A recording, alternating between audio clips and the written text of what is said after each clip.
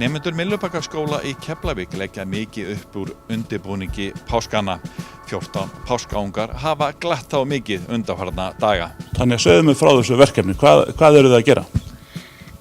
Í byrjun þá ætlum við að gera svona verkefni að taka ungana og setja mig í box og ætlum að sjá ef ungana komu út og að sjá ef það myndi koma kamar úr og svo láta það vaxa. Hvað byrjuðu þið með mörg egg? Við byrjaðum með 20 egg í boxinu og svo kom bara 14. Hvað tekur langa tíma frá því þið fáið eggið og þar til að ungarnir skerið út? Svona 21 daga. Þá bara var maður að snúa 2 á dag hvern og sjá heitin rétt og allt það og svo bara, já. En það var ekkert alveg sama hvernig eggin voru. Þurftu ekki að vera eitthvað sérstök þessi egg sem að ungarnir kom úr?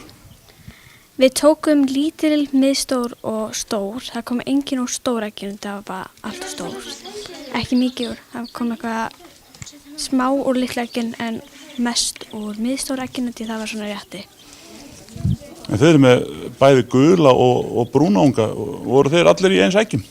Já, það voru allir í brúna eggin, það var bara eins og hálflitur af fólki. Svo, já.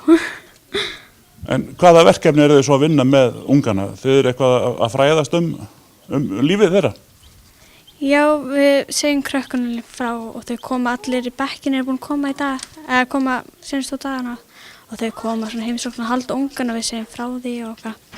Svo bara, og þá er alltaf 2 saman og halda einn unga í sætt.